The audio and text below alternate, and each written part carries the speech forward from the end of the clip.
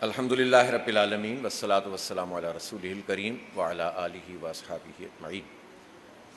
اعوذ باللہ من الشیطان الرجیم، بسم اللہ الرحمن الرحیم۔ انتہائی قابل احترام جناب امیر العظیم صاحب، اسامہ رضی صاحب، قیصر شریف صاحب اور میرے بہت ہی معزز صحافی خواتین و حضرات،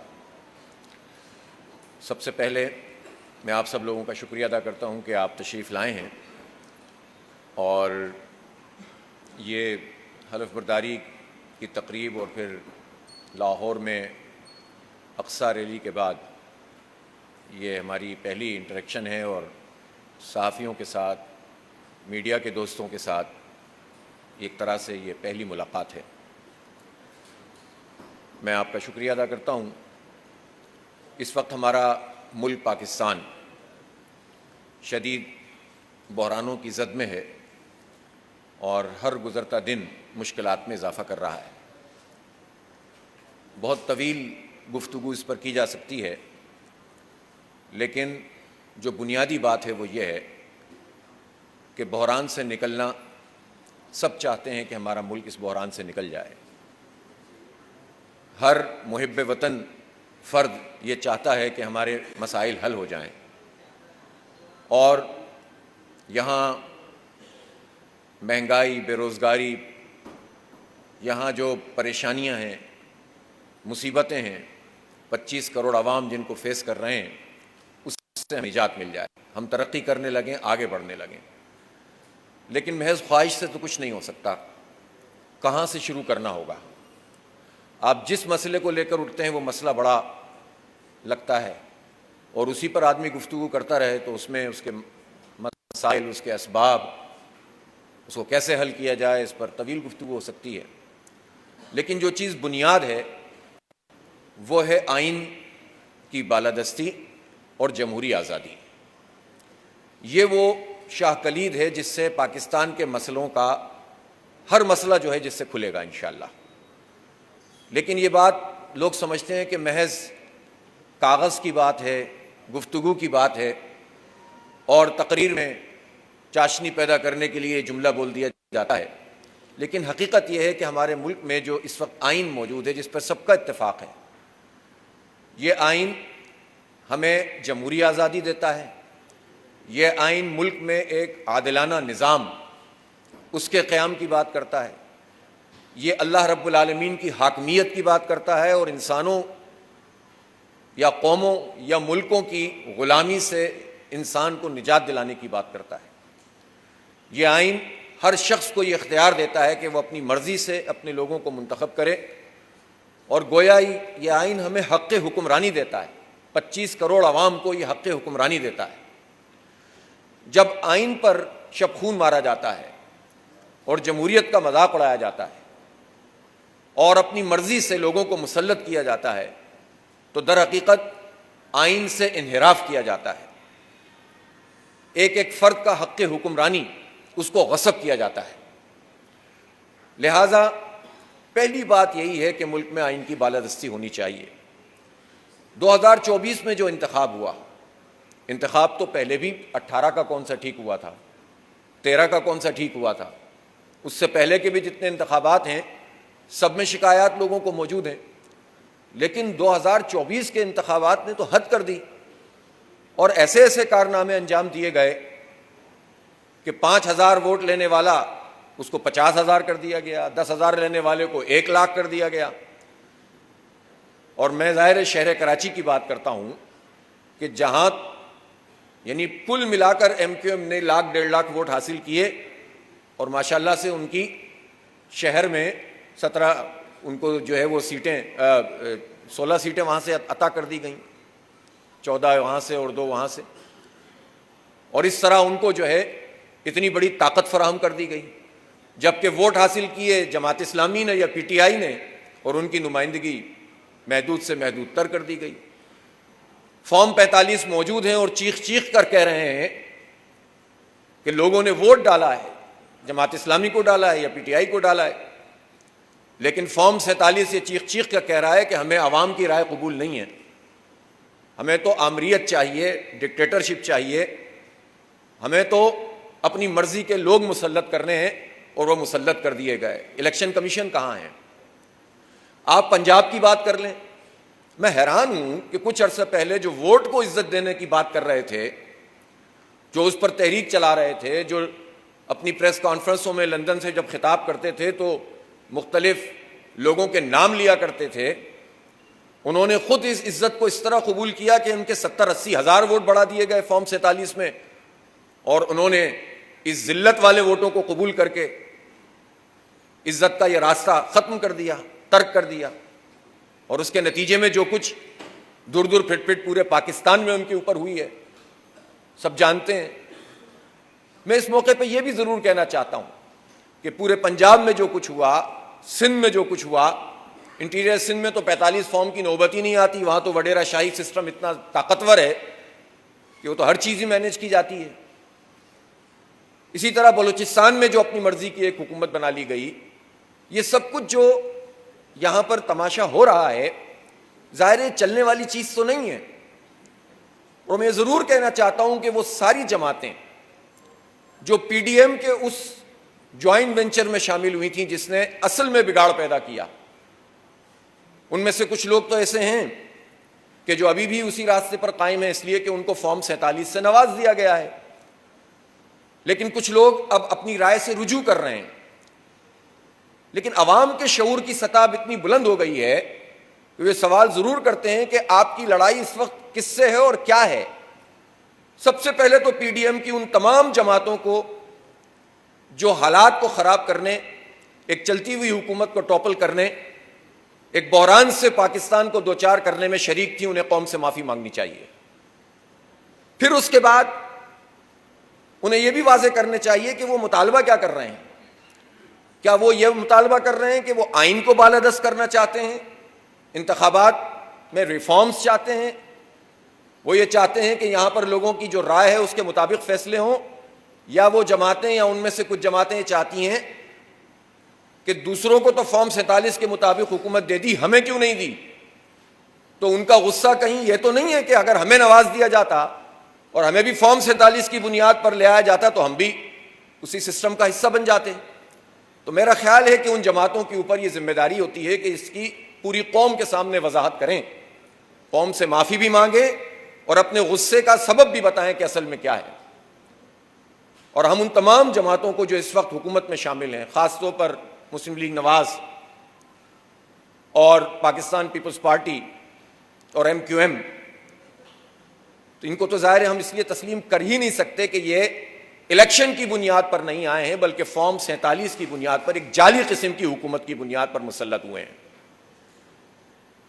اور سپریم کورٹ آف پاکستان اس سے بڑی کوئی اتھارٹی نہیں ہے یہاں پر.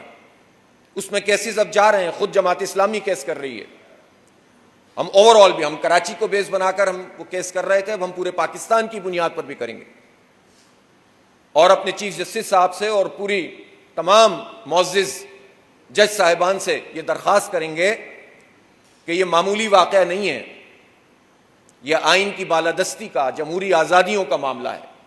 انتخاب ہی اگر دھاندلی زدہ کیا، بلکہ انتخاب ہو ہی نہ تو پھر اس کے بعد سپریم کورٹ صرف تماشا دیکھتی رہے تو اس طرح تو معاملہ نہیں چلے گا. لہٰذا یہ وہ وقت ہے کہ جس میں اگر سپریم کورٹ انیشیٹو لے اور فارم 45 کو بنیاد بنا کر، جبکہ بیان آیا تھا الیکشن کمیشن کا بھی آیا تھا کہ جس کا فارم 45 موجود ہے اس کا الیکشن موجود ہے. پتہ نہیں کہاں گم ہو گئے ہیں چیف الیکشن کمشنر اس بیان کے بعد. فارم 45 تو لوگوں کے پاس موجود ہیں، لیکن الیکشن تو یرغمال بن چکا ہے، اس پر تو قبضہ ہو چکا ہے. لہٰذا اب بھی راستہ یہی ہے کہ فارم 45 کی بنیاد کے اوپر ہی تمام نتائج کو مرتب کیا جائے، اور جنون جس کی کوئی بھی پارٹی ہو، جو جیتا ہے اس کو جیتنے دیا جائے، جو ہار گیا ہے اس کو ہارا ہوا ڈکلیئر کیا جائے. اب ہوا یہ کہ ضمنی انتخاب میں تو ماشاءاللہ انہوں نے کہا کہ اتنی فارم 45 کی اتنی بات ہو رہی ہے، اب تو فارم 45 بھی ہماری مرضی کا ہی بنے گا، اور اس کے لیے انہوں نے پہلے سے دستخط لینے شروع کر دیے. بہرحال ظلم کا یہ نظام، جمہوریت اور آئین پر شب خون مارنے کا یہ نظام زیادہ دیر چلے گا نہیں.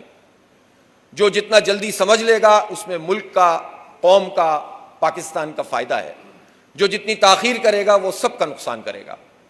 ہم یہ سمجھتے ہیں کہ ہمارے تمام اداروں کو بھی اپنی آئین کے مطابق ان کو جو حیثیت ملی ہے وہ بہت بڑی حیثیت ہے، چاہے ہماری فوج ہو، چاہے ہماری عدلیہ ہو، چاہے ہماری مقننہ ہو، کوئی بھی ہو، آئین نے ان کو پوری، اور عوام ہو، ان کو پوری طرح سے اختیارات دیے ہیں۔ اپنے اختیارات کو استعمال کیا جائے اور اختیار سے زیادہ حاصل کرنے کی جو تمنا ہے، جو جستجو ہے، اس سے انحراف، اس سے جو ہے وہ پیچھے ہٹا جائے۔ تو اس میں ان اداروں کا بھی فائدہ ہے، ان کے اندر بھی جو ہے وہ طاقت پیدا ہوگی، وہ بھی مضبوط ہوں گے۔ ہمارا ملک متحمل نہیں ہو سکتا کہ یہاں عوام اور عدلیہ آمنے سامنے آ کر کھڑے ہو جائیں۔ ہمارا ملک متحمل نہیں ہو سکتا کہ یہاں عوام اور فوج آمنے سامنے آ کر کھڑے ہو جائیں۔ ہمارا ملک تو اس پر بھی متحمل نہیں ہو سکتا کہ خود ہمارے اداروں میں تقسیم پیدا ہو جائے، وہاں پر سوالات پیدا ہو جائیں، وہاں لائکنگ ڈس لائکنگ کے مسئلوں کے نتیجے میں ایک ایسی رفت پیدا ہو جائے جس کا پاکستان کے دفاع کو نقصان ہو۔ ہمیں اپنے ایٹمی پروگرام کا تحفظ کرنا ہے، ہمیں پاکستان کی سرحدوں کا تحفظ کرنا ہے۔ عوام کے ساتھ اتحاد اور یکجہتی کے بغیر یہ کام نہیں ہو سکتا۔ اس لیے سب کے لیے یہ بہتر ہے کہ سب اپنی اپنی آئینی پوزیشن پر آ جائیں، اس سے سب کو بھلا ہوگا۔ اور اس کے لیے اگر گفتگو کی ضرورت، سب پھنس گئے ہیں، ہم دیکھ رہے ہیں کہ اس وقت سب پھنس گئے ہیں، جنہوں نے فیصلے کیے ہیں وہ بھی پھنس گئے ہیں، جنہیں حکومت میں لا کر بٹھا دیا گیا وہ بھی پھنس گئے ہیں، جو جماعتیں ہیں کہ جنہیں فارم 47 کے مطابق، ان کی مرضی کے مطابق ان کو نہیں دیا گیا وہ بھی پھنسے ہوئے ہیں،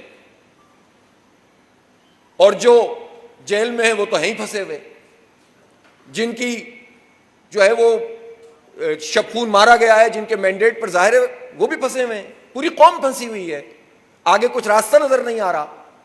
تو آئیے گفتگو کیجئے، لیکن اس بنیاد پہ نہیں کیجئے، یہ کوئی کمزوری کی بات نہیں ہے۔ پاکستان کسی تصادم کا متحمل ہو نہیں سکتا۔ جماعت اسلامی یہ پیشکش کرتی ہے سب کو کہ ہم اس ڈائیلاگ کا اہتمام کریں کہ جس کے نتیجے میں سب لوگ اپنی آئینی پوزیشن کو اختیار کریں اور اس سے آگے نہ بڑھیں۔ تو کہاں سے آغاز کرنا ہے؟ گفتگو کرتے ہیں اور شروع کر دیتے ہیں، لیکن یہ اس لیے نہیں ہے کہ ہمیں کوئی شوق ہے۔ جماعت اسلامی اگر یہ بات کر رہی ہے تو اس لیے کر رہی ہے کہ جماعت اسلامی کی اس ملک کے ساتھ ایک انٹیگریٹی ہے، ایک لائلٹی ہے، ہم نے خون دیا ہے، ہم نے شہادتیں پیش کی ہیں، ہم لڑے ہیں اس ملک کے لیے، ہم نے اس کی نظریاتی سرحدوں کی بھی حفاظت کی ہے اور اس کی جغرافیائی سرحدوں کے لیے بھی ہم نے شانہ بشانہ کام کیا ہے۔ اور جماعت اسلامی ہی اپنے اندر وہ اخلاقی وزن رکھتی ہے کہ جو سب کے لیے ایک چھتری بھی بن سکتی ہے۔ اس لیے یہ ڈائیلاگ شروع کیجئے، اپنی آئینی پوزیشن پر واپس آ جائیے، عوام کو ان کا حق دیجئے، اس سے ملک جو ہے وہ بحرانوں سے نکل جائے گا انشاءاللہ۔ تو جمہوری آزادیاں بہت اہم ہیں۔ ابھی بھی ہم دیکھیں لاپتہ افراد کا مسئلہ، روز کمیشن کے سامنے، روز عدالتوں میں لوگ چلا رہے ہوتے ہیں، چیخ رہے ہوتے ہیں، ہمارا بیٹا کہاں ہے، ہماری بیٹی کہاں ہے، ہمارا باپ کہاں ہے۔ دیکھیں جو مجرم ہے تو پہلے تو وہ ملزم ہے، پھر آپ کا اگر پروسیکیوشن کا پراپر نظام نہیں ہے تو یہ ریاست کا فیلئر ہے نا، اس میں عوام کا فیلئر کہاں سے آ گیا؟ ریاستی اداروں کا فیلئر ہے نا، چاہے وہ عدلیہ ہو، چاہے وہ مقننہ ہو۔ تو جس کے اوپر الزام ہے اس الزام کو ثابت کیجئے، جو مجرم ہے اس کو سزا دیجئے۔ لیکن یہ کہاں سے آ گیا کہ آپ لوگوں کو لاپتہ کر دیں، برسوں لوگ اپنے پیاروں سے دور رہیں، اس کے نتیجے میں غم، غصہ پیدا ہوتا ہے۔ اگر کوئی مجرم بھی ہوتا ہے تو وہ مظلوم بن جاتا ہے، تو مظلوم بنانے کی فیکٹری آپ لگاتے ہیں، مجرم پیدا کرنے کی فیکٹری آپ اس عمل سے لگا دیتے ہیں۔ تو یہ لاپتہ ہونا تو کسی بھی ایسے جگہ پر جہاں آئین اور قانون کی بالادستی ہو وہاں یہ تصور نہیں ہو سکتا۔ اس مسئلے کو بھی ایڈریس کرنا پڑے گا، خاص طور پر بلوچستان کے لوگوں کا یہ مطالبہ ہے، تو اس مطالبے میں ظاہر ہے آئینی سبسٹنس ہے، وزن ہے، اس کو اہمیت ملنی چاہیے۔ ہاں میں یہ ضرور کہتا ہوں کہ اس کا مطلب یہ نہیں ہوتا کہ اگر کوئی اس راستے کو اختیار کرے تو دوسری قوم کے بولنے والوں سے نفرت کرنے لگے، ان کو مارنا بھی جائز ہو جائے، ان کو قتل کرنا بھی جائز ہو جائے، اس راستے کو تو کبھی اختیار نہیں کیا جا سکتا۔ لیکن یہ رد عمل اور اس رد عمل کو ہوا دینے والے دنیا میں بہت لوگ موجود ہیں۔ کیا ہم نہیں جانتے کہ ہم نے 20-25 سال میں جو امریکہ کی حمایت کی پالیسی اس خطے میں اختیار کی، اس کے نتیجے میں کتنی را کی انفلٹریشن ہو گئی، کتنی جو ہے وہ بلیک واٹر کی انفلٹریشن ہو گئی ہے. کیا ہم دیکھتے نہیں ہیں کہ بلوچستان میں کتنی بین الاقوامی قوتیں سرگرم عمل ہیں؟ وہ پھر ان حالات کو ہوا دیتے ہیں، پھر وہ ایکسپلائٹ کرتے ہیں، پھر وہ اپنی مرضی کے نتائج حاصل کرتے ہیں، پھر فوج کو عوام کے سامنے لا کر کھڑا کر دیتے ہیں. لہذا عقل مندی کا راستہ یہ ہے کہ پھر وہی بات ہے کہ آئین کے مطابق ہی کام کیا جائے. اور جو نیشنل ایکشن پلان بنا اس میں دو چیزیں طے ہوئیں. اس میں ایک چیز تو یہ تھی کہ جو ایکشن کیا جائے گا، لیکن اس کے ساتھ ساتھ یہ بھی تو طے ہوا تھا کہ تعلیم دی جائے گی، روزگار دیا جائے گا، سڑکیں بنائی جائیں گی، پانی دیا جائے گا، بجلی دی جائے گی، گیس فراہم کی جائے گی، روزگار کے مواقع لوگوں کے لیے کھولے جائیں گے. تو یہ مواقع کہاں ہیں؟ یہ بلوچستان میں ہے کیا سب؟ کیا یہ سندھ میں موجود ہیں؟ کیا سندھ کا کیپٹل پاکستان کا معاشی ہب کراچی، کیا وہاں کے نوجوانوں کو اس وقت روزگار مل رہا ہے؟ کیا وہاں تعلیم کے یکساں مواقع موجود ہیں؟ کیا پورے پاکستان میں یوتھ کے لیے کوئی پروگرام حکومت کے پاس موجود ہے؟ اس وقت جو صورتحال پورے ملک میں ہے تعلیم کی، 5 سے 16 سال تک کی عمر کے جو لوگ ہیں تقریباً یہ 6.5 کروڑ ہیں. ان میں سے 2.62 کروڑ لوگ ایسے ہیں، بچے جن کو اسکول میں ہونا چاہیے اور وہ اس وقت اسکول میں نہیں ہیں. کس کی ذمہ داری ہے؟ نہ وہ پرائیویٹ ایجوکیشن حاصل کر رہے ہیں، نہ گورنمنٹ کے کسی ادارے میں پڑھ رہے ہیں. 2.62 کروڑ، یہ 39% وہ بچے جنہیں اسکول میں ہونا چاہیے وہ اسکول میں نہیں ہیں. یہ 76 سال میں کس کا فیلئر ہے؟ کس کی حکومت رہی ہے ملک پر؟ یہ بیوروکریسی جواب دہ کیوں نہیں ہے؟ یہ وہ سارے لوگ جنہوں نے حکومت کی ہے وہ جواب دہ کیوں نہیں ہے؟ یہ بڑی بڑی باتیں ان سے کروا لو، لیکن انہوں نے ملک میں تعلیم سے لوگوں کو محروم کیا ہے. یہ ان کا فیلئر ہے. اور جتنی آپ اس کی پرتیں کھولتے چلے جائیں، یونیورسٹیوں کا حال دیکھ لیں، پرائیویٹ سیکٹر میں جو لوٹ مار مچی ہوئی ہے. عوام نے یہ سمجھا ہے کہ پرائیویٹ سیکٹر میں جو ہم تعلیم حاصل کر رہے ہیں یہ جو ہے وہ ہماری قسمت ہے. بھائی پرائیویٹ سیکٹر تو ایڈ آن کرتا ہے چیزوں کو. بنیادی طور پر تو ہماری بڑی رچ ہسٹری ہے کہ یہ وقت کی بنیاد پر چلنے والا ہے. تعلیم کاروبار نہیں ہوتی. یہ ریاست کی ذمہ داری ہے کہ ہمارے سب بچوں کو تعلیم ملے اور یکساں ملے. اور یہ جو یکساں نصاب کی بات کی جاتی ہے یہ بھی دراصل لوگوں کو معلومات ہوتی نہیں ہے اور بات چل جاتی ہے اور لوگ سمجھتے ہیں بڑا کارنامہ. یکساں نصاب جو کریکولم کے آؤٹ لائن ہوتی ہے، ایک ہوتا ہے کتاب، ایک ہوتا ہے نصاب. جو نصاب کی آؤٹ لائن ہے وہ تو ہمیشہ سے یکساں رہی ہے ملک میں، لیکن اس کے مطابق عمل درآمد کتنا ہوتا ہے، اس کی ایگزیکیوشن کی اتھارٹیز کیا ہیں، اس میں کرپشن اور لوٹ مار کتنی ہو رہی ہے. اور پھر ایک بات ہے کہ آپ یکساں نصاب کی بھی بات کرتے ہیں تو کیا ملک میں تمام پرائیویٹ ادارے اس نصاب کو قبول کرتے ہیں؟ وہ تو پاکستان کے کریکولم کو مانتے نہیں ہیں بہت سارے ادارے، آپ ان کو بھی پروان چڑھا رہے ہیں. تو یکساں نظام ہونا چاہیے. یکساں نظام کا مطلب یہ ہے کہ تمام لوگوں کو برابر کی اپرچونٹی ہونی چاہیے. غریب، مڈل کلاس، امیر، سب کے لیے تعلیم کے یکساں مواقع ہونے چاہیے. پھر جو جتنا اہل ہوگا وہ آگے بڑھے گا. لیکن اگر آپ کسی کو 0 پہ کھڑا کر دیں اور کسی کو 200 پہ کھڑا کر دیں تو کیسے چلے گا معاملہ؟ اس لیے تعلیم، یکساں نظام، یکساں نصاب، یکساں زبان سب کے لیے ایک. اور اس کے لیے ٹیچرز چاہیے، ان کی ٹریننگ چاہیے. ان کی جو بھرتیاں ہیں وہ سفارشوں پہ نہ ہوں. پھر جب وہ ٹیچرز ہیں تو ان کی قابلیت کو بڑھانے کا میکینزم کیا ہے؟ یہ پورا تعلیم کا شعبہ جس طرح سے چلایا جا رہا ہے. اور پھر دنیا میں کہاں ہوتا ہے؟ دیکھیں یہ 18ویں ترمیم کے بعد ہوا یہ کہ تعلیم کو صوبوں کا چیپٹر قرار دے دیا گیا. ایگزیکیوشن کے لیے تو صوبوں میں تعلیم ہونی چاہیے، لیکن جو تعلیم ہے در حقیقت وہ قومی مسئلہ ہوتا ہے. جس طرح دفاع قومی مسئلہ ہے اور کوئی یہ نہیں کہہ سکتا کہ پنجاب یا سندھ یا بلوچستان یا کے پی اس کا الگ الگ دفاع کا نظام ہوگا. بالکل اسی طریقے سے جو تعلیمی پالیسی ہو، جب معیشت کی پالیسی ایک ہوتی ہے تو تعلیم کی پالیسی بھی ایک ہونی چاہیے. یہ ہر صوبے کی الگ پالیسی نہیں ہوگی. اس لیے 18ویں ترمیم میں کے بعد اس کی ایک ترمیم کی ضرورت ہے کہ جس میں تعلیم کو ایک پالیسی کے طور پر سب کے لیے ایکسیسیبل بنانا، مواقع فراہم کرنا، یہ ضرورت ہے. اس پر جماعت اسلامی نہ صرف یہ کہ بات کرے گی بلکہ اس کے لیے پوری اپنی ایک لائے عمل کا بھی ہم انشاءاللہ تعالی جلد اعلان کریں گے۔ اسی طرح سے آپ صحت کے معاملات دیکھ لیجئے، اسی طریقے سے آپ جس شعبے میں چلے جائیں، اس وقت گیس کا کرائسس ہے۔ یہ گیس کا کرائسس کیوں ہے؟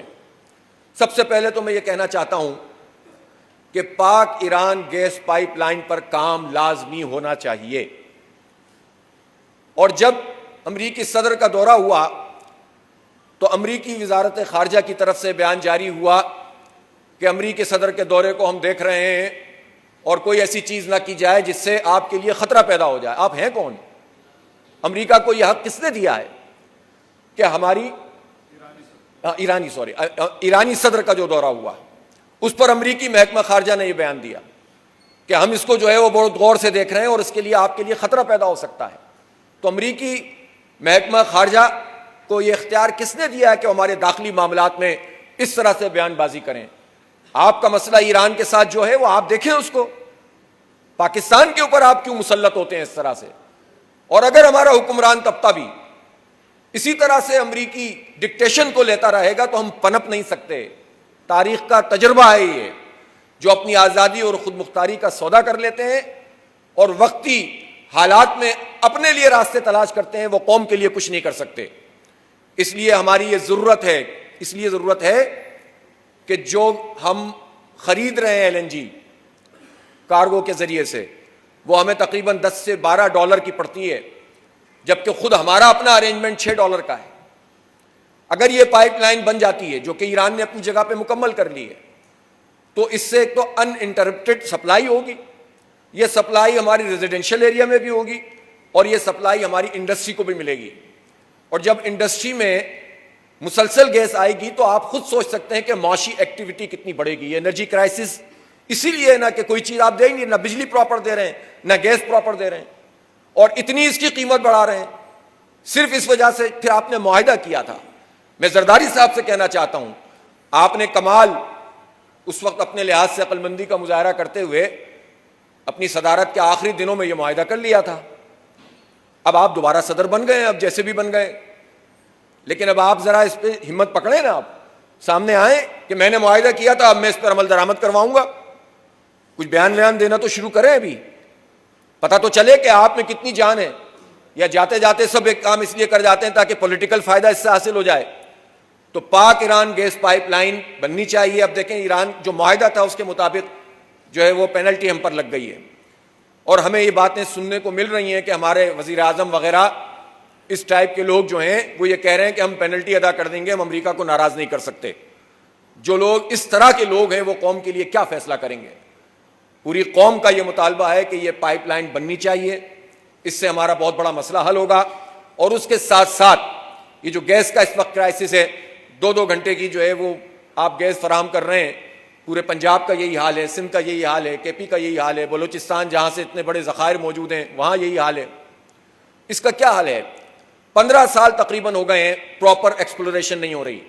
یہ ہمیں دھوکے میں رکھا جاتا ہے کہ ہمارے ریزروز ختم ہو گئے ہیں، لیکن وہ ریزرو ختم ہو گئے ہیں جو آج سے، آپ کو پتا ہے ہمارا پوٹوہار کا جو علاقہ تھا جہاں سے گیس ملی ہے، یہ 1800 میں یہاں ایکسپلوریشن ہوئی تھی، انگریز نے کی تھی، اور یہ دنیا کا دوسرا کنواں تھا۔ اس کے بعد اب اگر اس کے ذخائر ختم ہو گئے تو اس کا مطلب ہے کہ گیس ختم ہو گئی ہمارے پاس سے۔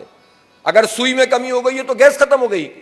ابھی تو اس وقت 71% گیس جو ہے وہ سندھ سے نکل رہی ہے، اور یہ خود ایک مسئلہ ہے کہ سندھ کو آئینی طور پر یہ حاصل ہے کہ پہلے آئین میں کور موجود ہے 158 کے تحت کہ پہلے وہاں کی انڈسٹری اور ریزیڈینشل ایریا کی ضرورت کو پورا کرنا ترجیح ہونا چاہیے۔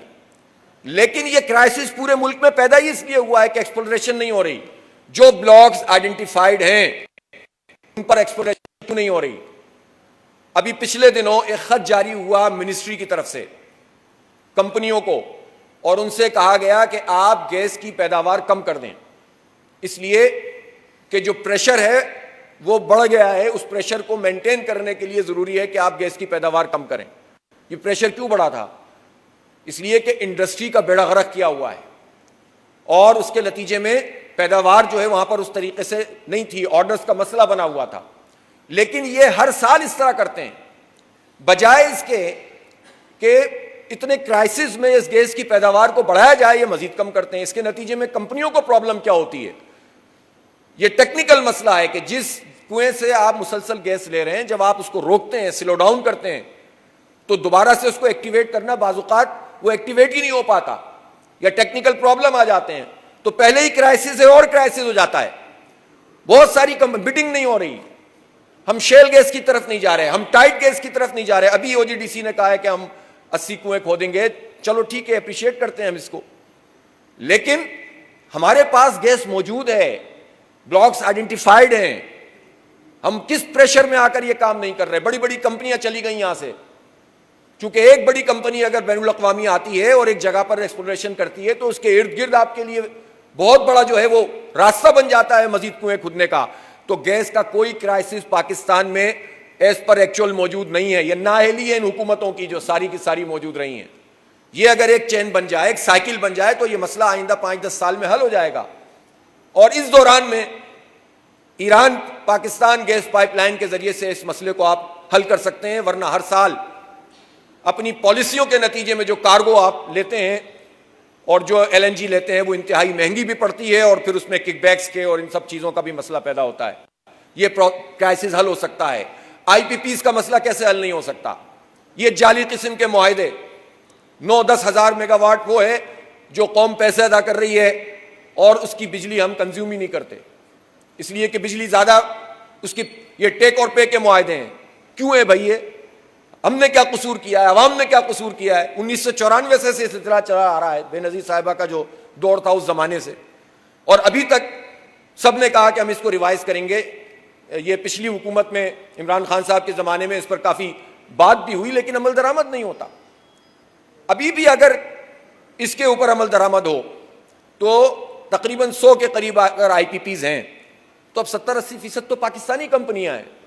یہ پاکستانی کمپنیاں کیا اتنی بڑی ہو گئی ہیں کہ یہ قوم کے مفاد میں اپنے معاہدے کو ریوائز نہیں کر سکتی؟ یہ یہاں کاروبار کرتے ہیں، یہ اپنے مراعات لیتے ہیں، یہ اپنی مرضی کے ریٹ لگواتے ہیں، چونکہ جو IPPs ہیں ان میں سے بڑی تعداد ہوگی جو جاگیرداروں پر مشتمل ہوں گے، جو گندم بھی اگا رہے ہوں گے، جو چینی کا کام بھی کر رہے ہوں گے، جو چینی امپورٹ کرنے میں فائدہ اٹھاتے ہیں پھر ایکسپورٹ کرنے میں فائدہ اٹھاتے ہیں. تو ان کے ساتھ بیٹھ کر بات ہو سکتی ہے، اور ہر معاہدے میں کلوز ہوتی ہے، اسٹیٹ کو یہ اختیار حاصل ہوتا ہے کہ وہ کسی بھی وقت معاہدے سے کوئٹ کر سکتی ہے. اب یہ چیز ہمیں مہنگی پڑ رہی ہے تو ہم یہ اپنے عوام کے اوپر بوجھ کیوں ڈال رہے ہیں؟ یہ مہنگی بجلی کیوں دے رہے ہیں؟ اور ہر مہینے اب یہ بجلی مہنگی ہونے جا رہی ہے. اور آپ دیکھیں کہ ابھی نیپرا نے کیا فیصلہ کیا ہے. اس نے یہ فیصلہ کیا کہ جو کے الیکٹرک ہے کراچی کا، اس کے الیکٹرک کو تقریباً یہ اگلے 5-7 سال میں جو پالیسی ہے، جو فیصلہ کیا گیا ہے وہ یہ ہے کہ جو ان کے لائن لاسز ہیں وہ 13% تک بھی اگر ہوں گے اور 14.58% تک بھی ہوں گے تو وہ عوام کے اوپر وہ اس کو ڈال سکتے ہیں. ایک پرائیویٹ کمپنی جو 19 سال میں پاکستان میں سب سے زیادہ لائن لاسز کر رہی ہے، اس کو یہ حق دے دیا کہ وہ اپنی چیزیں بہتر نہیں کریں گے بلکہ اپنے لائن لاسز کو عوام پر شفٹ کریں گے. کراچی معاشی ہب ہے، وہاں کا انڈسٹری والا آدمی اس کو افورڈ نہیں کر سکتا، وہاں کے لوگ نہیں کر سکتے، پہلے ہی ان پر مسلط کیا ہوا ہے. تو یہ جو کیوں ہوتا ہے؟ رشوتیں چلتی ہیں، 2 نمبری چلتی ہے، حکومت، نیپرا اور اس طرح کے اداروں کا ایک شیطانی قسم کا اتحاد بنتا ہے اور یہ عوام کے اوپر مسلط ہوتے ہیں، اس لیے یہ مسائل پیدا ہوتے ہیں. تو ظاہر اس پر خاموش نہیں رہا جا سکتا. تو یہ IPPs کا معاملہ ہے، اس کو ریوائز ہونا چاہیے. اور ایسی کمپنیاں جو معاہدہ ریوائز نہیں کریں، ان کو معاہدے سے نکلنے کی کلوز موجود ہے، کیس ہوگا تو کیس بھی دیکھ لیں گے. ایک طرف حکومت تو یہ کہہ رہی ہے کہ پاک ایران گیس پائپ لائن میں اگر کیس ہوگا تو ہم کیس بھگت لیں گے. اتنا بڑا کیس بھگتنے کے لیے تیار ہیں اور IPPs کا کیس بھگتنے کے لیے تیار نہیں ہے. تو کچھ تو ہے جس کی پردہ داری ہے، کچھ تو ہے نا یہ. اس لیے یہ IPPs کا مسئلہ ریزالو ہوگا تو بہت بڑی قیمت ہماری کم ہو جائے گی. مہنگائی پہلے اتنی بڑھ گئی ہے. ابھی اس وقت پنجاب میں شدید کرائسس ہے اور 3900 روپے جو گنے کی قیمت گندم کی قیمت بنا دی گئی ہے. ظاہر ہے اس کے اوپر سب چیخ رہے ہیں، اور جماعت اسلامی کا جو کسان بورڈ ہے اس نے تمام اضلاع میں دھرنے دینے کا اعلان کیا ہے. اور میں ان سے کہوں گا کہ اپنے اس زبردست جمہوری حق کو استعمال کریں اور بھرپور طریقے سے احتجاج کریں، اور کم از کم 5000 روپے ہونا چاہیے. میں یہاں پر یہ ضرور کہنا چاہتا ہوں کہ پاکستان میں جو کلٹیویٹڈ لینڈ ہے، جو زرعی زمین ہے، اس کا 40% حصہ صرف 4% لوگوں کے پاس ہے.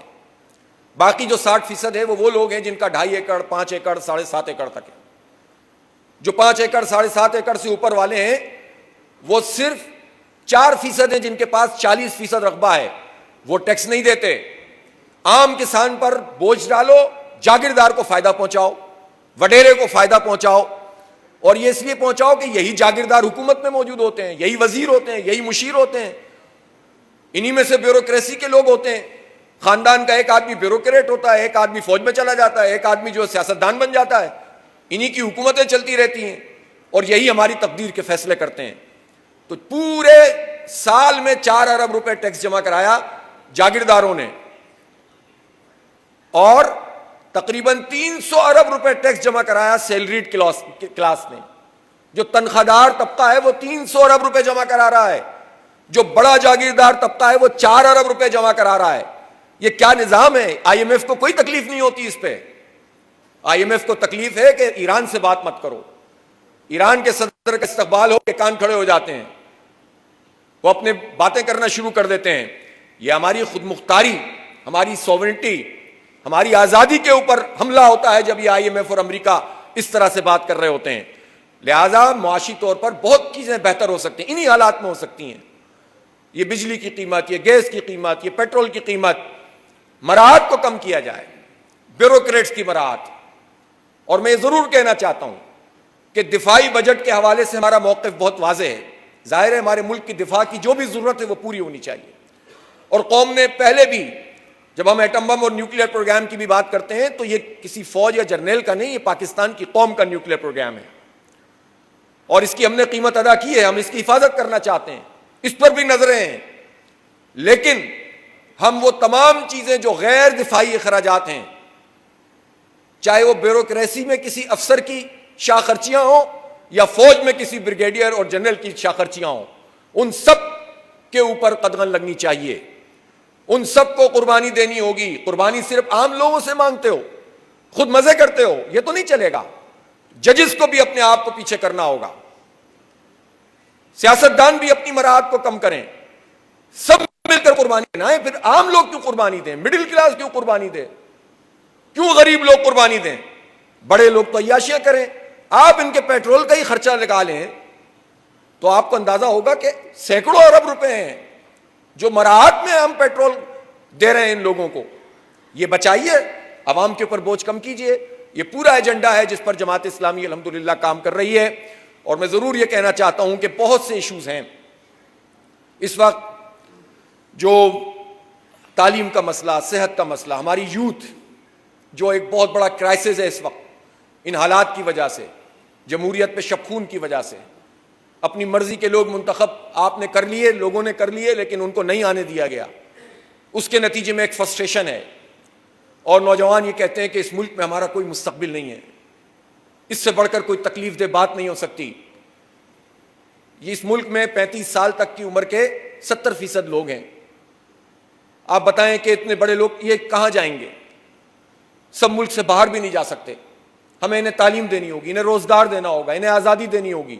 ہم اس مادر پدر آزادی کی بات نہیں کر رہے کہ جو چاہیں کرتے رہیں. ہم اس آزادی کی بات کر رہے ہیں جو آئین کے مطابق ہے، جو قانون کے مطابق ہے. جب آپ ان کو یہ نہیں دیں گے تو پھر کیا ہوگا؟ پھر اسٹریٹ کرائم ہوں گے نا، پھر اسلحہ کرائے پہ ملے گا. اس وقت شہر کراچی میں اسلحہ کرائے پہ دستیاب ہے، جس میں آپ گن لیں، کاروائی ڈالیں، اور چاہیں تو بندہ بھی مار دیں اور اس کے بعد آ کر اس گن کو واپس کر دیں. تو آپ یہ چاہتے ہیں کہ آپ ان نوجوانوں کو مایوس کر کے یا تو اسٹریٹ کرمنل بنا دیں، یا منشیات کا عادی بنا دیں، یا ملک سے باہر جانے کی تگ و دو کرنے لگیں، اس ملک میں ان کا کوئی مستقبل نہ ہو. یہی بلوچستان کے نوجوان پریشان ہیں، سوچتے ہیں. یہی پنجاب کا نوجوان اب سوچتا ہے. پہلے یہاں پر ایسا ہوتا تھا کہ پنجاب میں یہ سب باتیں نہیں ہوتی تھیں، لیکن اب پنجاب کا نوجوان بھی بالکل اسی طرح سوچ رہا ہے جس طرح سندھ کا نوجوان یا کے پی یا بلوچستان کا نوجوان ہے. ایک تو قیمتی چیز ہے کہ عوام میں شعور کی سطح بہت بلند ہو گئی ہے، لیکن اس شعور پر پہرے بٹھانے کے لیے جو بھی طاقت کا استعمال کیا جائے گا، شعور تو پابند نہیں ہو سکتا، ملک کو نقصان ہوگا. آپ مایوس کریں گے تو کیا فائدہ ہے اس ملک کا؟ اس لیے لوگوں کے لیے روزگار کے اور تعلیم کے اور ٹیکنالوجی کے مواقع آگے بڑھنے چاہیے۔ جماعت اسلامی یوتھ کے حوالے سے اپنی پوری واضح، ابھی ہمارا چند دنوں میں مجلس شورا کا اجلاس ہے، کمیٹی ہماری قائم ہو گئی ہے، ہم پورا ایک ایجنڈا ہے جس کو لے کر انشاءاللہ چلیں گے، اور اس میں خاص طور پر اپنے نوجوانوں کے لیے ایک طرف ہم ان کی آواز بنیں گے، ان کے مسائل کو اجاگر کریں گے، اور دوسری طرف خود اپنے بنو قابل پروگرام کے تحت ہم نے اعلان بھی کیا ہے کہ 10 لاکھ نوجوانوں کو آئندہ 2-3 سال میں انشاءاللہ اکوپ کریں گے، اور ان کو آئی ٹی کی فری ایجوکیشن دیں گے انشاءاللہ، اور اس قابل کریں گے کہ وہ نہ صرف خود اپنی گھر کی دیکھ بھال کر سکیں بلکہ وہ ریمیٹنس بھی وصول کریں گے، اور اس سے پاکستان کو فائدہ ہوگا۔ جب ایک جماعت یہ کام کر سکتی ہے تو حکومت کیوں نہیں کر سکتی؟ اس کے وسائل کیوں نہیں کر سکتے؟ تقریباً 1000 ارب روپے کا تعلیمی بجٹ ہے چاروں صوبوں کا، اس سے کیوں نہیں ہو رہا یہ کام؟ یہ ہونا چاہیے نا۔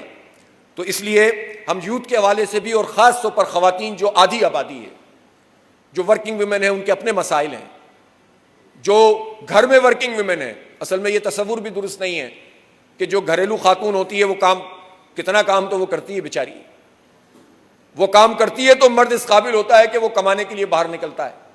اس لیے جو خواتین گھر میں بھی اپنی ذمہ داریاں ادا کر رہی ہیں ہم ان کو بھی ورکنگ ویمن سمجھتے ہیں، اور جو باہر نکلنے پر مجبور ہیں اور کام کر رہی ہیں ان کو ہیرسمنٹ سے بچانا، ان کے لیے پراپر نظام بننا، نچلی سطح پر پنچایتوں کا اور عدالتوں کا نظام قائم ہونا تاکہ عدالتوں کے دھکے نہ کھانے پڑیں، عزت والا اور تحفظ والا روزگار ان کو فراہم کیا جائے، اور اسی طرح ان خواتین کو جو وراثت کا حق ہمارا آئین، ہمارا دین، شریعت دیتی ہے اس پر عمل درآمد کروانا، کہ پاکستان میں کوئی بھی ایسا نہیں ہونا چاہیے کسی عہدے پر، سرکاری عہدے پر، کہ جو اپنی بہن، اپنی بیٹی اور اپنی خواتین کو اگر وراثت میں وہ حق نہیں دے رہا تو اس کو معزول کیا جائے گا اس منصب سے، چاہے وہ کسی بھی منصب پر بیٹھا ہوا ہو۔ انشاءاللہ ہم اس کی ایک پوری تحریک ہے جو لے کر چلیں گے، اور ہم یہ سمجھتے ہیں کہ اس ملک میں انتخابات کے حوالے سے بھی اب ایک ریفارمز آنی چاہیے، اصلاحات ہونی چاہیے۔ ای وی ایم کی ہم تائید کرتے ہیں، اور ای وی ایم اب کوئی مشکل کام نہیں ہے۔ الیکٹرانک ووٹنگ مشین دنیا میں ہر جگہ جگہ ہم دیکھتے ہیں اس کے تجربات ہو رہے ہیں، اور پاکستان میں بھی شور بہت ہے لیکن اس پر کام نہیں کیا جاتا۔ جب انتخاب قریب آتا ہے تو الیکشن کمیشن کچھ خریداریاں کرنا شروع کر دیتا ہے دکھانے کے لیے، عملاً وہ خود بھی نہیں چاہتے، وہ یہ سمجھتے ہیں کہ ای وی ایم میں مینورنگ کرنا ذرا مشکل ہو جاتا ہے ان کے لیے، حالانکہ وہ آر ٹی ایس کا ماشاءاللہ تجربہ رکھتے ہیں، لیکن اس کے باوجود ان کو پریشانی ہے کہ کہیں ان کے ہاتھ سے چیزیں نکل نہ جائیں۔ لیکن یہ عوامی مطالبہ ہونا چاہیے، اور اس ملک میں انتخاب اگر ہم جاگیرداروں اور وڈیروں اور الیکٹیبل کا تسلط ختم کرنا چاہتے ہیں اور مستقل کرنا چاہتے ہیں، کسی ایک رو میں نہیں، کسی ایک ویو میں نہیں، اس ملک میں واقعتاً جمہوریت کو اور انتخابی عمل کو آگے بڑھانا چاہتے ہیں تو ہمیں متناسب نمائندگی کا نظام لانا ہوگا، تاکہ پاکستان کے کسی بھی کونے میں کوئی فرد ووٹ کاسٹ کر رہا ہے تو اسے معلوم ہو کہ میرا یہ ووٹ پاکستان بھر میں اس کی جس پارٹی کو وہ دے رہا ہے وہ کاؤنٹ ہوگا، اس سے اس کی نمائندگی ہوگی۔ اس سے آپ یہ جو ہماری جکڑ بندی ہوتی ہے اس سے بھی لوگ نکلیں گے، تو متناسب نمائندگی اور الیکٹرانک ووٹنگ مشین اور اس انتخابی جو کچھ بھی گڑبڑ ہو رہی ہے اس سے نکلنے کے لیے اصلاحات کا پورا ایک نظام ہونا چاہیے۔ جماعت اسلامی نے پہلے بھی اس پر کام کیا ہے، اور اب ہم اس پورے کام کو قوم کے سامنے لا کر عوام کی حمایت حاصل کریں گے۔ ہم یہ سمجھتے ہیں کہ فارم 47 والی حکومت اگر ان کے اندر ذرا سی بھی کچھ ہے تو ان کو چاہیے کہ یہ وڈرا کر جائیں، چلنا تو ان کو ویسے بھی نہیں ہے، تھوڑے دنوں میں ہی ان کی پریشانیاں سب کے سامنے آ جائیں گی۔ اچھا ہے کہ یہ خود ہی پیچھے ہٹ جائیں، ورنہ اس کے لیے پھر جماعت اسلامی جب نکلے گی انشاءاللہ تو پھر ان کو پیچھے ہٹنا پڑے گا۔ ہم یہ ضرور کہنا چاہتے ہیں کہ جماعت اسلامی کا یہ اصولی فیصلہ ہے کہ ہم کسی انتخابی اتحاد کا حصہ نہیں بنیں گے، ہم اپنے پلیٹ فارم پر یہ تمام جد و جہد کو کریں گے، البتہ مشترکات پر رابطے اور تعاون کا سلسلہ جاری رہے گا۔ کسی کے ساتھ میٹنگ کرنا، کسی کے جلسے میں جانا اگر مشترک ایشو ہے اور کسی کو اپنے جلسے میں بلانا، یہ انتخابی اتحاد نہیں ہوتا۔ اور جماعت اسلامی سب کے ساتھ چلنا چاہتی ہے، سب سے بات کرنا چاہتی ہے، لیکن وہ پارٹیاں جو شبخون مار کر آئی ہوئی ان سے کیسے گفتگو کریں؟ اگر وہ گفتگو بھی کرنا چاہتے ہیں تو اس کے لیے انہیں اپنی پوزیشن کو چھوڑنا پڑے گا، اور اس کے لیے پھر بات چیت کے سارے دروازے کھل جائیں گے، ورنہ پھر اصل اتحاد تو عوام کے ساتھ ہوگا، نوجوانوں کے ساتھ ہوگا، اس ملک کی خواتین کے ساتھ ہے، اور انشاءاللہ تعالی آنے والے دنوں میں آپ دیکھیں گے کہ جماعت اسلامی ایک بڑی سیاسی مزاحمتی پرامن مزاحمتی قوت کے طور پر اور جمہوری قوت کے طور پر ابھرے گی انشاءاللہ تعالی۔ آپ سب لوگوں کی تشریف آوری کا بہت شکریہ۔ اس سے پہلے کہ میں اپنی بات ختم کروں، ہمارا جو امور خارجہ ہے، ہمارے دو مسئلے اس وقت بہت اہم ہیں۔ ایک مسئلہ کشمیر کا ہے جو ہماری ایک مستقل پالیسی ہے اور قومی پالیسی ہے، لیکن اس پالیسی کے اوپر بھی ایک لگتا ایسا ہے کہ مصلحتوں اور کہیں کہیں اندر خانہ سازشوں کے محیط سائے آ چکے ہیں، اور ایسا لگ رہا ہے کہ ایک خاموشی ہے، ایک سناٹا ہے، اور ہر چیز کا جواب یہ ہوتا ہے کہ ہمارے معاشی حالات اچھے نہیں ہیں تو ہم امریکہ سے کیسے لڑیں، ہمارے معاشی حالات اچھے نہیں ہیں تو ہم اسرائیل کی مذمت کیسے کریں، ہمارے معاشی حالات اچھے نہیں ہیں تو ہم بھارت کے مقابلے میں کیسے آ کر کھڑے ہوں۔ تو یہ معاشی حالات بھی اسی طبقے نے پیدا کیے ہیں، اس میں عوام کا کوئی قصور نہیں ہے، اس میں غریبوں کا اور مڈل کلاس لوگوں کا کوئی قصور نہیں ہے۔ جن کی حکومت رہی ہے انہوں نے یہ معیشت دی ہے، وہی اس کے ذمہ دار ہیں، لیکن اس کو ہی بنیاد بنا کر آپ ہماری غیرت کا سودا کریں گے، ہماری قربانیوں کا سودا کریں گے۔ بھارت نے اس کو 370 اور 35 جو ان کی کلاس تھی وہ ختم کرے، اس کو اپنی ٹیریٹری بنا دیا، خاموشی اختیار کریں گے۔ وہ ہندوتوا کی بنیاد کے اوپر مودی جب یہ کہتا ہے کہ ہم آزاد کشمیر حاصل کریں گے، یہاں سے پراپر جواب نہیں جاتا، ان کے منہ میں کیا گنگیاں پڑ جاتی ہیں۔ تو یہ کشمیر کے حوالے سے جو ہمارا واضح موقف ہے قائد اعظم سے لے کر اب تک، اسی موقف کی بنیاد پر ہمارا موقف سامنے آنا چاہیے اور ایکشن بھی سامنے آنے چاہیے، تبھی قوم میں ایک اعتماد پیدا ہوگا۔ اور بھارت کو امریکی ایما پر، امریکی خواہش پر خطے کا پولیس مین نہیں بننے دیں گے ہم۔ اس کو جو اسٹیٹس دینے کی کوشش کی جا رہی ہے، اس کی بالادستی اس پورے ریجن پر، اور ابھی تو آپ دیکھیں گے کہ وہ خود بھارت میں کتنے پرابلمز موجود ہیں۔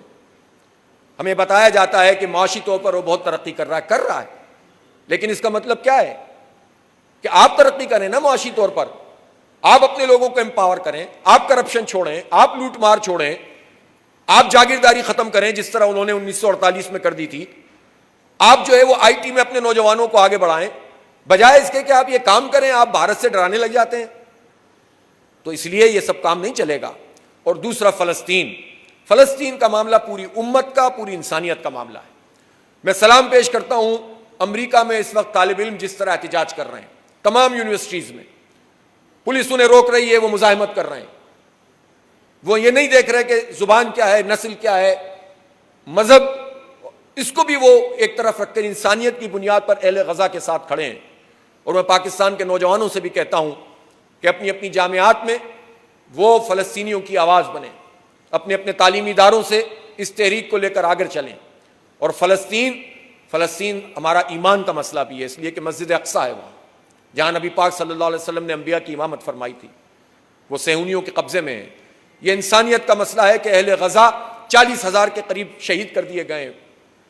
یہ مسئلہ ہماری امت کا مسئلہ بھی ہے کہ مسلمانوں کو قتل کیا جا رہا ہے، اس لیے ہم مکمل طور پر اہل غزہ کے ساتھ ہیں۔ اور اسرائیل، اس کی تو کوئی لیجیٹیمیٹ حیثیت ہی نہیں، زبردستی ناسور کے طور پر اس کو مسلط کیا گیا تھا۔ اور جب یہ سازشیں ہو رہی تھیں اس وقت قائد اعظم پاکستان بنا بھی نہیں تھا۔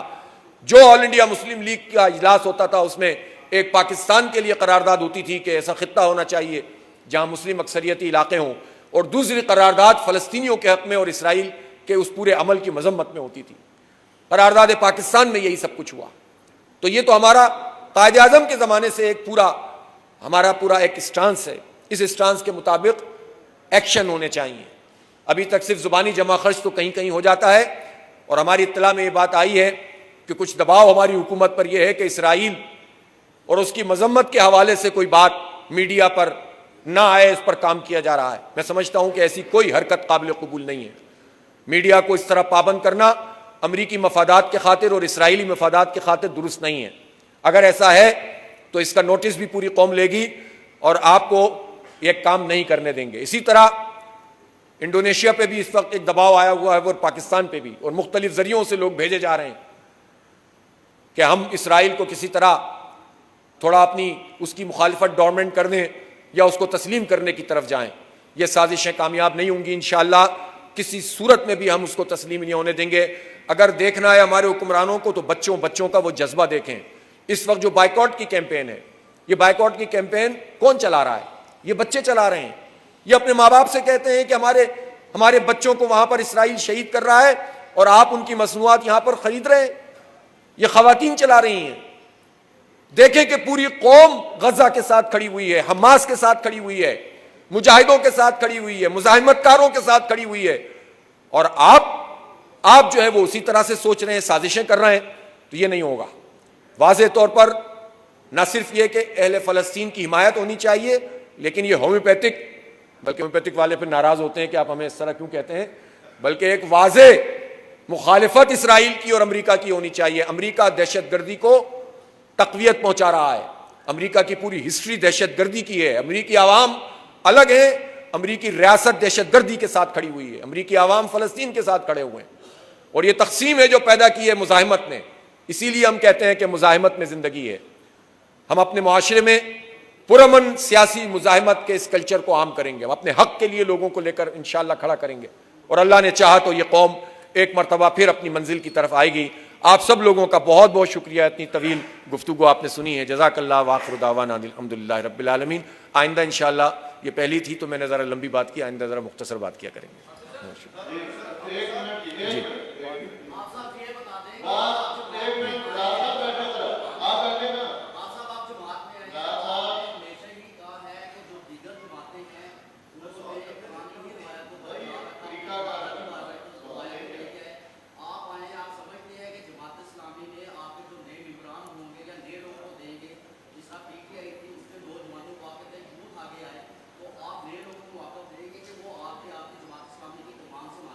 نہیں، انشاءاللہ جماعت اسلامی میں ویسے بھی یوتھ کو ہم بہت اہمیت حاصل ہے۔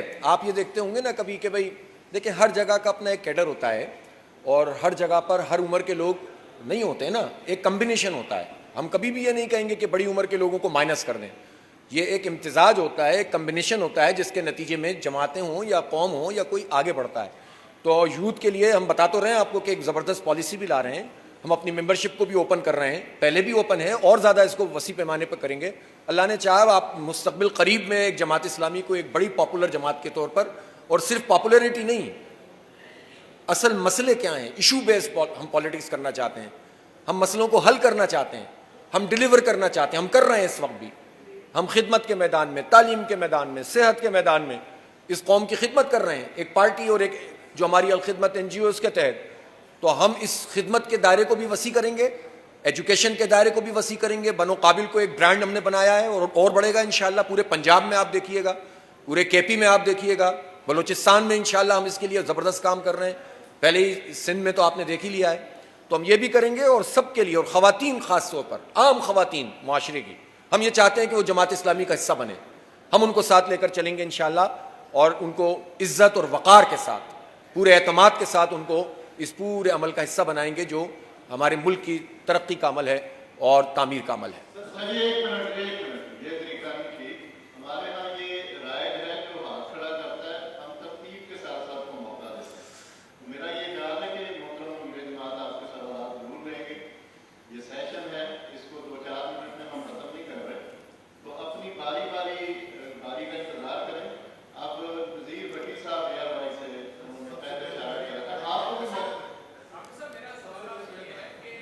سب کو موقع ملے گا۔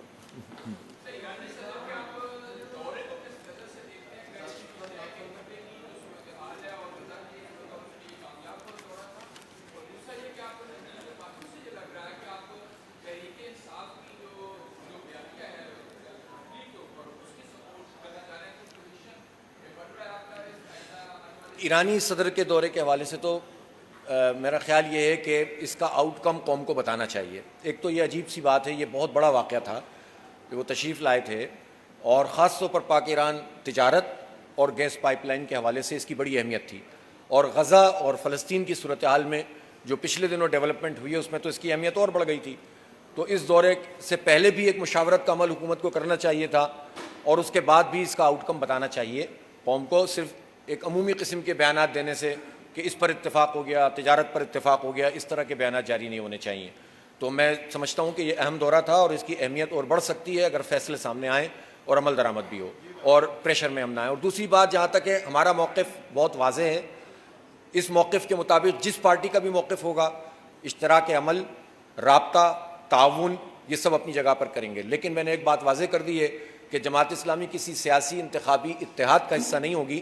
مشترکات کے اوپر ہم مل کر ساتھ چلیں گے.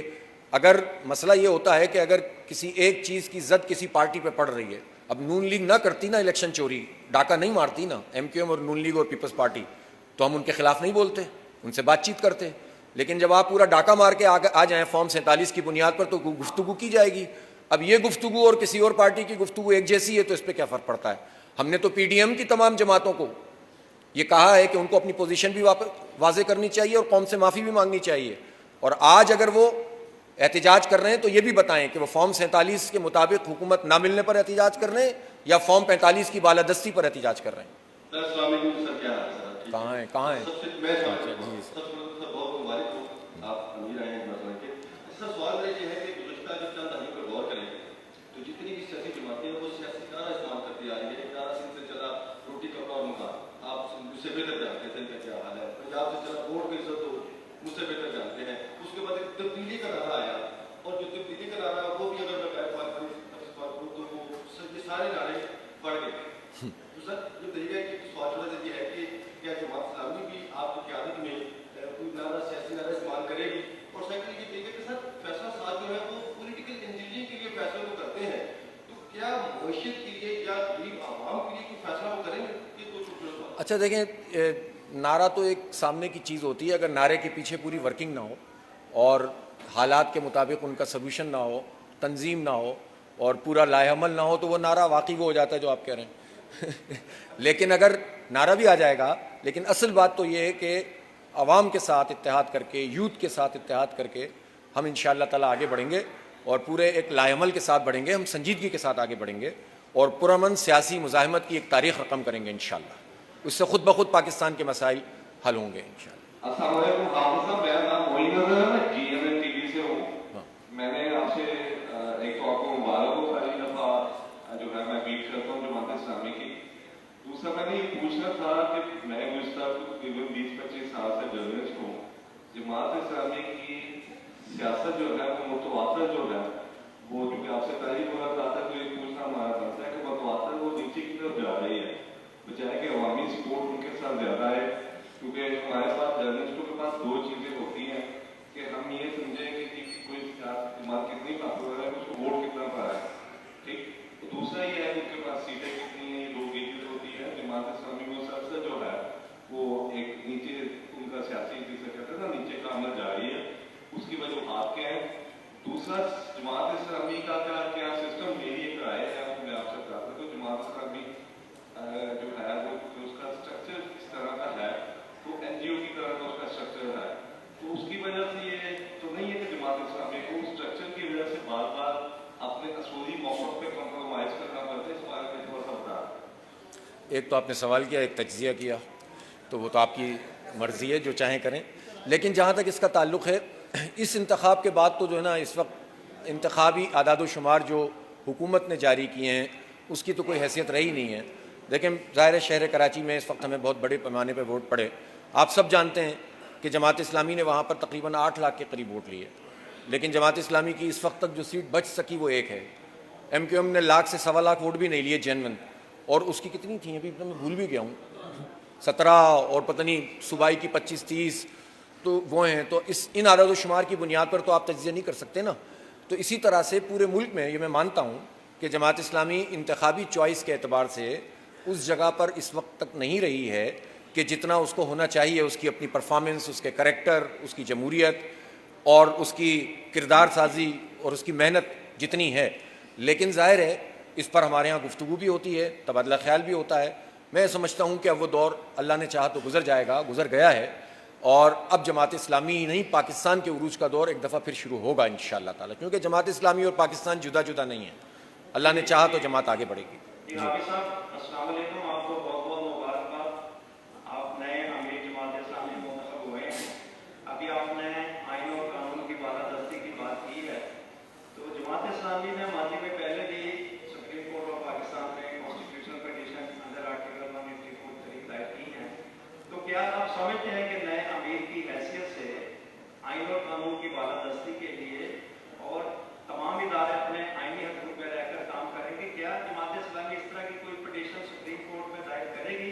और अगर दायर करेगी तो क्या मौजूदा हालात में जहाँ पे इंसाफ होता नजर नहीं आ रहा, सुप्रीम कोर्ट में देखिए कि लार्जर बेंच बनाने के ऊपर तीसरी चौथी दफा इख्तलाफात हैं, और चारों जो प्रोविंशियल हाई कोर्ट हैं वहाँ पे जो जज साहिबान हैं वो इंसाफ की फराहमी में ताख़ीर का मुज़ाहरा कर रहे हैं। तो इस सारे तनाज़ुर में जमात इस्लामी की हिकमत अमली क्या होगी?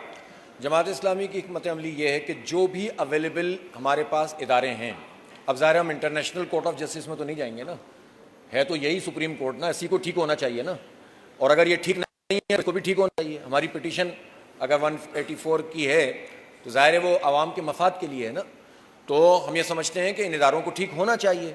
तो अवामी अदालत में भी जाएंगे और मुल्क की अदालतों में भी जाएंगे, और ये हमारा आइनी और कानूनी हक़ है और आवाम का हक़ है कि वो वहाँ पर जाएँ। अगर वहाँ से इंसाफ नहीं मिलेगा तो उस इंसाफ के हुसूल की तहरीक अवामी सतह पर चलेगी, फिर इंसाफ देना पड़ेगा। बदकिस्मती है पाकिस्तान की कि पाकिस्तान की अदालतों से भी उस वक्त तक इंसाफ नहीं मिलता जब तक सड़कों पर अदालतें न लगाई जाएं। तो ये तो अदालतों को खुद ही आप ही अपनी अदाओं पर ज़रा गौर करें। जी अस्सलाम वालेकुम हाफिज साहब, सबसे पहले आप मुंतखब हुए अमीर जमात इस्लामी, आपको मुबारकबाद देना चाहता हूँ। सवाल मेरा ये है कि पाकिस्तान की रियासत या दुनिया की कोई भी रियासत जो है वो कायम होती है कॉन्स्टिट्यूशन पे, आइन पे, रूल ऑफ लॉ, आज़ादी इज़हार राय और जो है कानून की हुक्मरानी, रूल ऑफ लॉ, कॉन्स्टिट्यूशन, आइन और फ्रीडम ऑफ स्पीच, आज़ादी इज़हार राय पे। तो पाकिस्तान में ये तीनों चीज़ें नहीं हैं, तो आपका निशान जो है वो जमात का तराजू है, तो क्यों ना इंसाफ के निज़ाम पे जो है तहरीक चलाई जाए। अगर मेरे ख्याल से इंसाफ का निज़ाम आ जाए तो रूल ऑफ लॉ भी हो जाएगा, कॉन्स्टिट्यूशन भी ठीक हो जाएगा और आज़ादी इज़हार राय पे कतल भी नहीं लगाई जाएगी, किसी को भी नहीं बोलने दिया जाता। यहाँ पे जो भी बोलता है उसको जो है उसकी जुबान को जो है बोलने से रोका जाता है। अगर कोई लिखता है तो उसको कहा जाता है कि आपने लिखना नहीं है, हक सच पर बोलना नहीं है। इंशाअल्लाह। और आप भी अगर तकरीर मज़ीद लंबी करते तो कैसर भाई आपको भी रोक देते। जी, लेकिन ये सही है, मैंने तो अपनी पूरी गुफ्तगू में ये बात कही है ना कि हम करेंगे यही। जी चलेंगे। जी जी कहाँ? अच्छा जी जी आपने ऑफर की है ग्रैंड डायलॉग की और बड़े दिल के साथ यकीनी तौर पे आपने ऑफर की है, लेकिन इसके साथ ही आप पार्टी बन गए हैं, आप जिनके साथ डायलॉग करना चाह रहे हैं उनको कह रहे हैं कि ये लेजिस्लेटिव हुकूमत ही नहीं है और ये पहले अपनी पोजीशन से वापस हटे। अगर वो पोजीशन से ही वापस हट गए फिर डायलॉग आप कैसे करेंगे? क्या आइंदा भी तो उन्हें इलेक्शन लड़ना है ना। असल में देखें बात यही है, हुकूमत जो भी इस वक्त आ चुकी है फॉर्म 47 की, जो भी हमारी मुहिम और तहरीक और मौक़िफ़ होगा वो तो मुतालबाती तहरीक होगी। अगर ये समझते हैं कि हालात हमारी मुतालबाती तहरीक इसी पर होगी तो बातचीत भी हो सकती है। वैसे भी आप ये देखें, मैंने कहा 3900 रुपये गंदम की कीमत है, 5000 होनी चाहिए, लेकिन 5000 का मुतालबा हम किससे करेंगे? उसी से करेंगे ना जो आकर बैठ गया है, किसी और से तो नहीं करेंगे। तो इसलिए ऐसे मौक़ों पर यह कहा जाता है कि हाईजैकर से भी तो मुज़ाकरात होते ही हैं ना। तो आवाम के मफादात में वो लोग के जो बराजमान हो गए उनसे लड़ेंगे भी, पुरअमन मुज़ाहमत भी करेंगे, मुतालबा भी करेंगे, और बातचीत के ज़रिए से आवाम को जो रिलीफ दिलाना है वो भी करेंगे, और उनको समझाएंगे कि अपने असल आइनी फ्रेमवर्क में आ जाएं। अस्सलाम वालेकुम। सबसे पहले तो सर आपको मुबारकबाद कि आपने जो है अमीर जमात इस्लामी मुंतखब हुए, आप यकीनन नौजवानों की आवाज़ हैं। सर 2-3 बातें जो है आज बड़ी अहम है इस वक्त हमारे पास। एक तो सुनने में ये आ रहा है कि इमरान खान से कोई मुज़ाकरात की बात चल रही है। पहली बात यह है कि इस तरह का कोई मामला होता है या उसको बाहर निकाला जाता है तो क्या आप उसकी हुकूमत को या उसको सपोर्ट करेंगे रूल जस्टिस के लिए या बाकी मामला? दूसरा, पिछले कुछ हफ्ते गवर्नमेंट ने एक प्रोफेशनल पे स्केल पास की है कि 65 साल के बाद भी जो है वो नौकरी की जा सकती है सरकारी, और उसकी तनख्वाह 5 से 20 लाख तक होगी, 5 लाख से 20 लाख तक। अब ये देखिए कि सरेआम एक खास तबके को नवाजने के लिए नौजवानों के हक पर डाका डाला जा रहा है। इतना बड़ा ये इशू है जिस पर कोई बिल्कुल बात जो है वो हमारे यहाँ नहीं हो रही। کہ پروفیشنل پے اسکیل کس کے لیے اور کیوں لایا گیا. آخری بات سر ابھی یہ ہمارے دوست نے بھی کی فریڈم آف اسپیچ کے حوالے سے. پاکستان میں سب سے بڑا مسئلہ یہ میرے سارے صحافی دوستوں کو فریڈم آف اسپیچ کا ہے.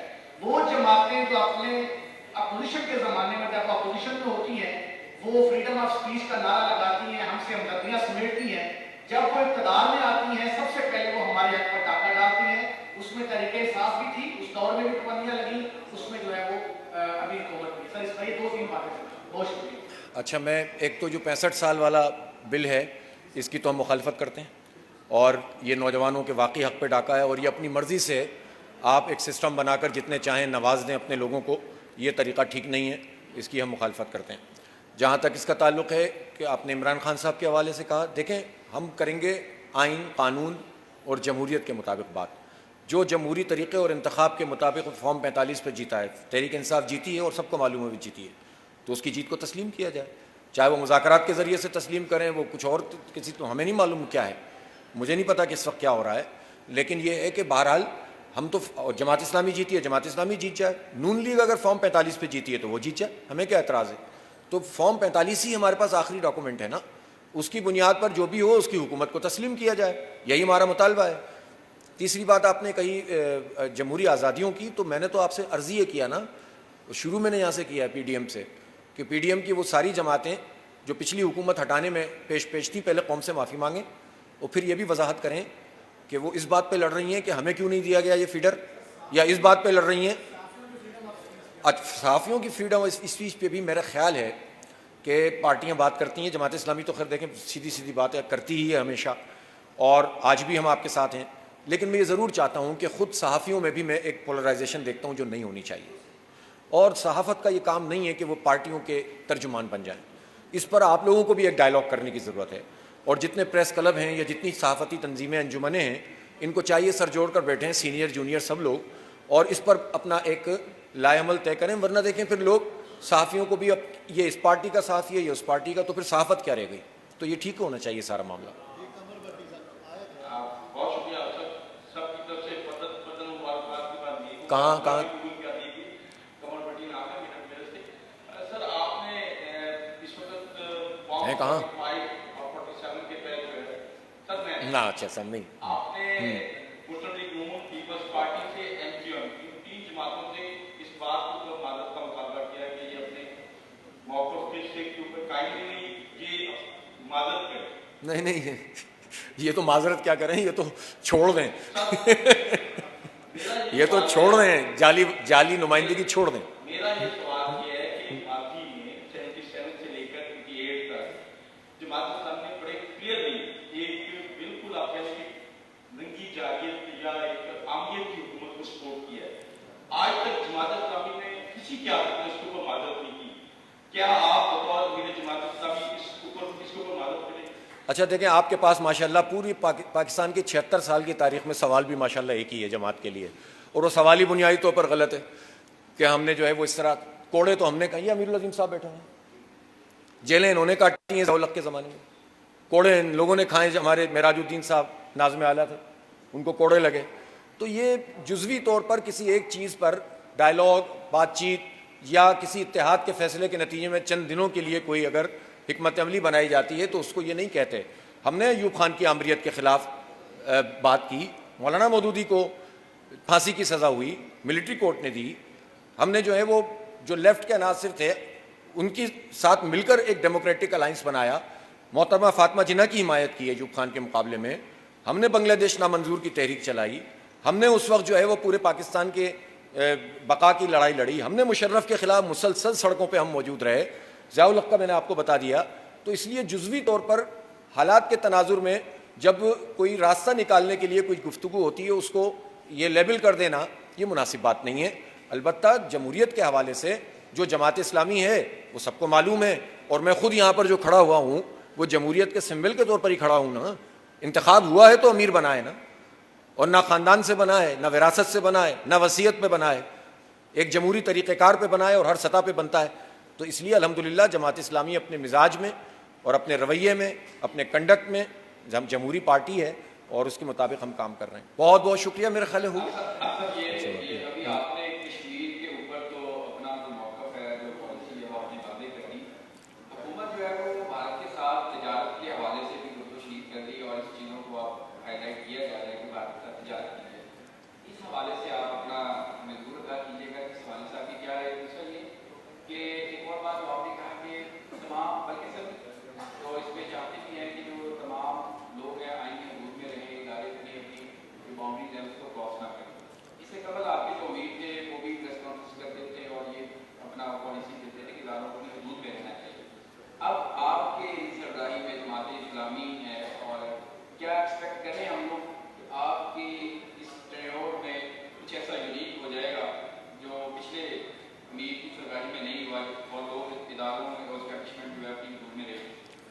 بھارت والی بات تو میں کر چکا ہوں. میں نے اس دن حلف برداری میں بھی واضح طور پر کہا تھا کہ تجارت کے لیے یہ اپنی اسٹریٹجک جو پوزیشن ہے, ہم پورا وسط ایشیا ہمارے سامنے میدان کھلا ہوا ہے.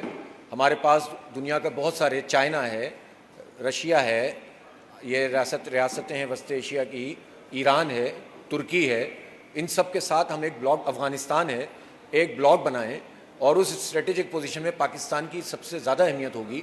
اور اس کے مطابق جب ہم ایکٹ کریں گے تو آپ سے آپ یہ چھوٹے چھوٹے مسئلے ہمارے حل ہو جائیں گے. تو وہ تجارت جو ہماری قربانیوں کو بالکل روند کر کی جائے وہ تو ہمیں قبول نہیں ہے. اور اس سے ملنا بھی کیا ہے آپ کو, ماضی میں بھی تو تجارتیں کی ہیں نا. خاص طور پر یہ نون لیگ کا مسئلہ زیادہ مجھے لگتا ہے کہ جب یہ آتے ہیں تو یہ کشمیریوں کو ایک طرف اور ان کی قربانیوں کو ایک طرف رکھ دیتے ہیں. اور تجارت کی بات وہ یہ بھی کہہ چکے ہیں کہ ہمارا کلچر ہے کہ پنجاب بھی ایک ہونا چاہیے. تو اس طرح کی باتیں کر کے تو ہماری نظریات, یہ یعنی جو مشرقی پنجاب سے لاشوں کی لاشیں یہاں پر ٹرینوں میں آئی تھیں, آپ ان کے خون پر بات کر رہے ہیں, آپ ان قربانیوں پہ بات کر رہے ہیں. تو ہم اس کو قبول نہیں کر سکتے. ہاں, آپ کشمیر پر بھارت اپنی پوزیشن پہ آ جائے جو اقوام متحدہ کی قرارداد ہیں, اس کے بعد بھارت سے برابری کی سطح پر بات چیت ہو جائے گی.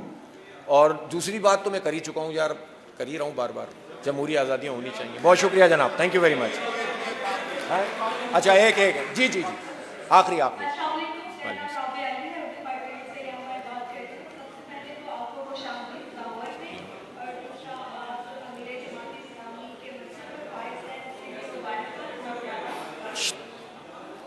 جی جی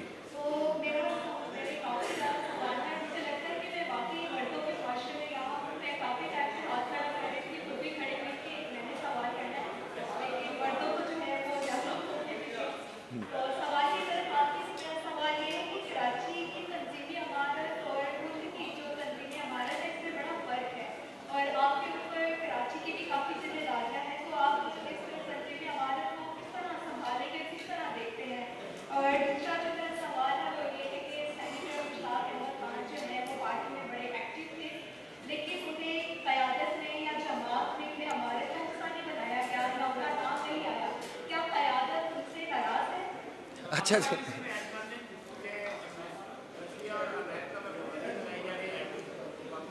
ابھی میں پہلے بات کروں. ایک تو میں اپنی بہن سے کہنا چاہتا ہوں کہ کوئی ایسی بات نہیں ہے, آپ کیمروں کے پیچھے چھپی ہوئی تھی شاید, اس لیے نہیں دیکھا ہوگا. اگر آپ پہلے نظر آ جاتی تو ہم پہلے آپ کے سوال لے لیتے. اور ظاہر سی بات ہے کسی ایک شہر کی ذمہ داری اور پورے ملک کی ذمہ داری میں فرق ہے, ہوتا ہے.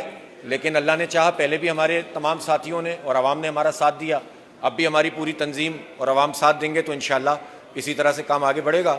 اور جماعت اسلامی میں جہاں تک آپ نے ان کی بات کی, مشتاق بھائی کی, مشتاق بھائی ہمارے ٹیم کا ویسے بھی حصہ ہیں اور آپ دیکھیں گے کہ انشاءاللہ تعالیٰ وہ بھرپور طریقے سے اپنی ذمہ داریاں ادا کریں گے. جماعت اسلامی یہ مسئلہ ہوتا ہی نہیں.